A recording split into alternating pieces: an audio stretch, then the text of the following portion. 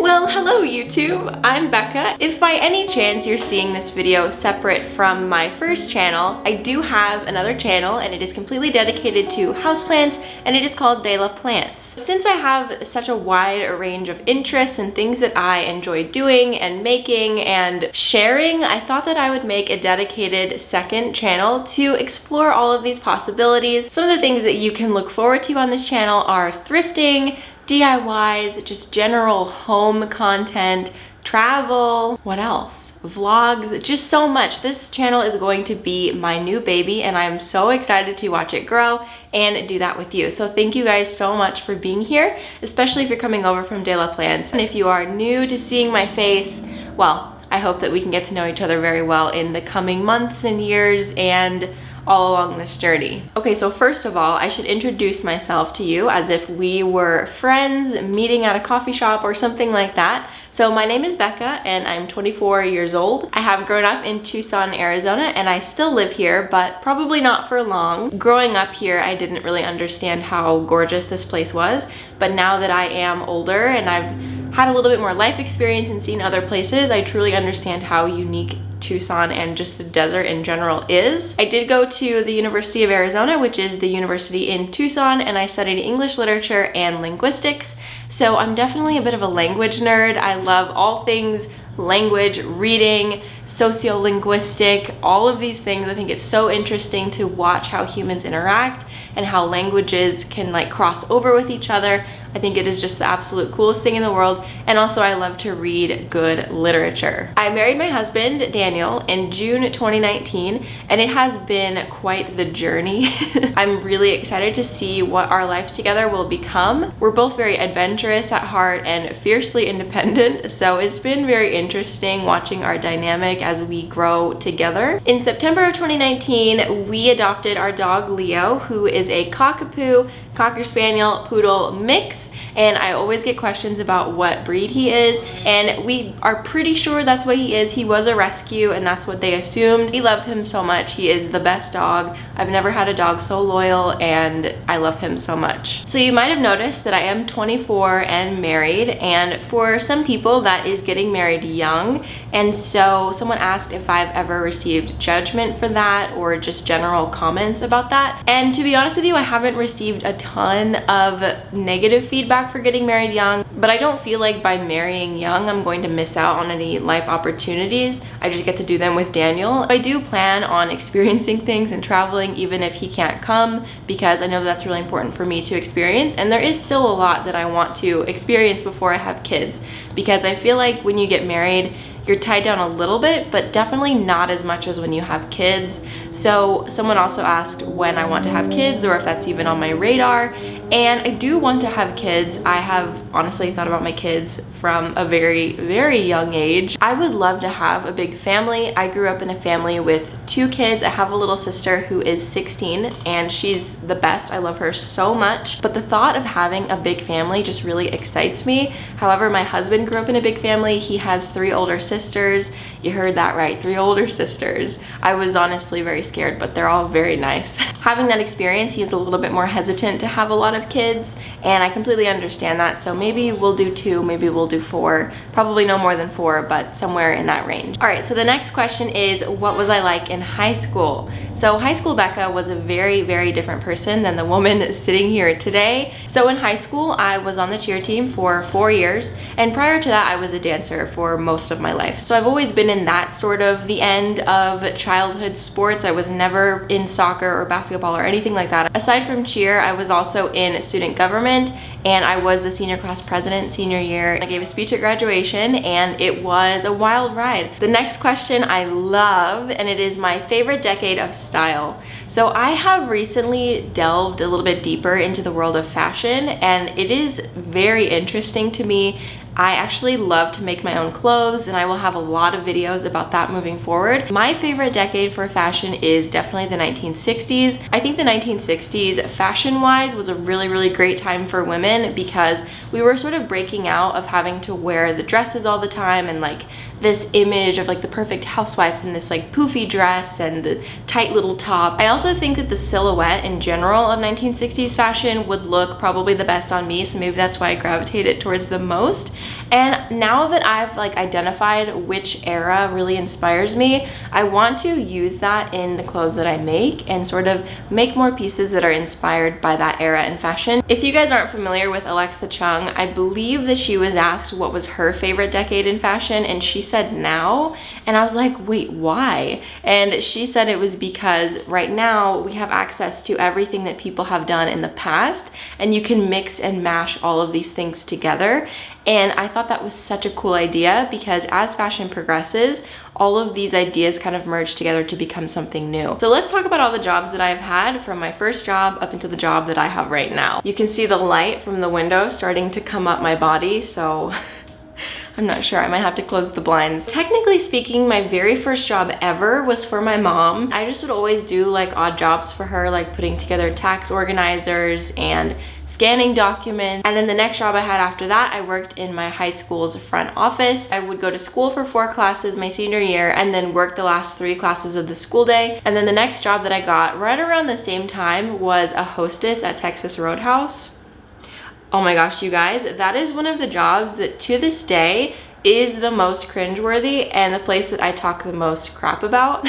What was the next job after that? So I was going into college, so I had very specific hours that I could work, and for some reason, it was so hard to find a job. I remember applying like everywhere. So eventually I got 2 part-time jobs at the same time. One of them was at Michael's craft store, which was terrible. No. Hated every second I ever worked there. And then the second place that I worked at the same time was Gymboree. And at Gymboree, it's a kids clothing store if you're not familiar. I worked less than 10 hours a week, and I also worked 3 to 4 shifts a week. So you do the math, I would go in for like 2-hour shifts just so the closer would have someone else there for reliability. That's the only purpose that I served. And all the while that I was working at Michael's and Gymboree, I was still searching for a new job. And that is when I got very lucky and I got a job at the Ritz-Carlton. I first started out as a hostess, and then 6 months later, I was upgraded to being a server assistant. And I could go on for like honestly hours about the Ritz-Carlton because it was honestly one of the most interesting places I've ever worked for so many reasons. Let's move on to my next job. I got a job as a teacher right out of college, which was very crazy. I was not trying to be a teacher right after college, and I did that for 1 entire school year, and that has some stories. Like, I could talk for a long time about my experience as a teacher and why I left and all of these things. There were some times when I would just like sit in the closet and cry, and that is probably the experience of a lot of first-year teachers, and some people get the courage to go back again, but I couldn't. I was very unhappy. And I also had the opportunity to go back working for my mom's company. So that is what I do now, and I work from home. Right now I work as a marketing coordinator. So I do a lot of writing and translating of technical jargon and posting on social media for the company, and just a lot of stuff. It's a lot to put all in one succinct package, but I really do enjoy my job right now. Okay, the next question is, what kind of music do I listen to? So I have a lot of artists that I really enjoy, but I think that my just general vibe is like an indie rock or like beachy indie rock. Some of my favorites are Yoke Laura, The Lumineers, Catfish and the Bottlemen, Bad Sons, Courtship, Hippocampus, Milky Chance, Passion Pit. So it's kind of like, yeah, kind of like that vibe. All that music is sort of in a similar vibe. I also really love 80s throwbacks. I'm very, very interested in the 80s decade of music. I think that it was so awesome. 80s and 90s, truly amazing decades for music. So that's where I like to hang out. All right, so the next genre of questions is travel. So the first one in here is, how many countries have I been to?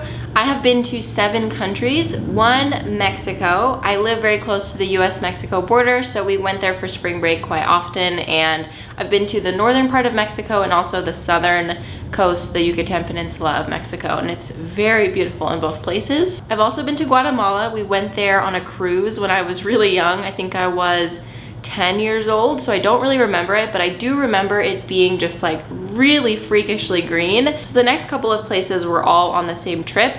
I sent myself on a Euro trip the summer after junior year of college. I went on the best trip of my life. I still think about it all the time. It was 3 years ago and I'm still like so locked in on that time of my life because it was so perfect. Okay, so on that trip, I went to Italy first, and I stayed in Italy for 5 weeks with the host family, and that was genuinely one of the most special experiences of my life. I do still keep in contact with the family. They are the sweetest people in the whole world. I went with a program called Workaway, and Workaway is basically a cultural exchange, and it's not as regimented as something like an au pair, and also a little bit more regimented than like going and staying with family. So we basically just worked out a deal where I would tutor the kids in English and just in general be present in the home and speak English with them and help around the house when needed, just like one of the kids basically. The kids were old enough to where I wasn't doing any babysitting, and that was probably the number one thing that I didn't want. I'm not a person who like loves kids. Like, I'm excited to have kids of my own, but I've never been a person who's like, ooh, babies. Okay, so after my experience in Italy, I went to France.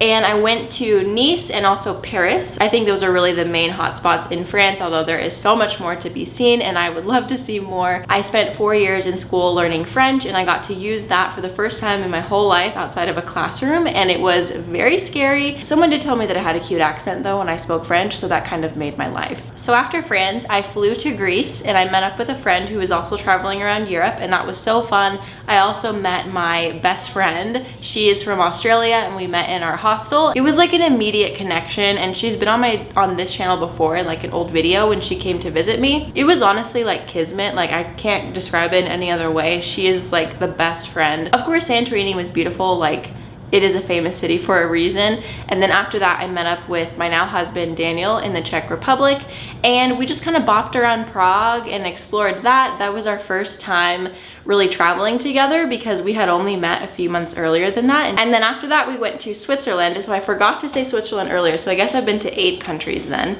And Switzerland was easily the most beautiful place. We went to Interlaken and did a lot of fun hikes and just explored that whole area. It was so perfect. I loved it so much. And we also went to Zurich, which was a little bit less exciting than Interlaken. When we were in Zurich, I lost our Airbnb apartment key and had to pay $800 to get it replaced. That is a travel fail if I've ever heard one. And then after Switzerland, we went back to Italy because I wanted to end my trip there, and we hung out basically in the Positano and Sorrento area, and that was really, really beautiful. We were there in August though, so it was like really hot and very humid, and the ocean was like bath water, so maybe just consider that if you are ever planning a trip to Italy in August. Maybe stay more north.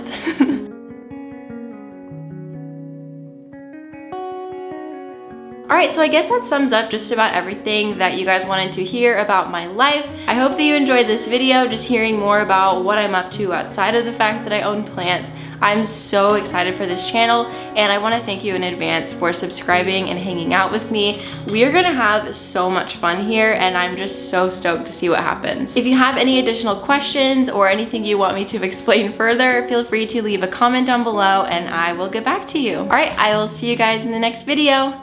Bye!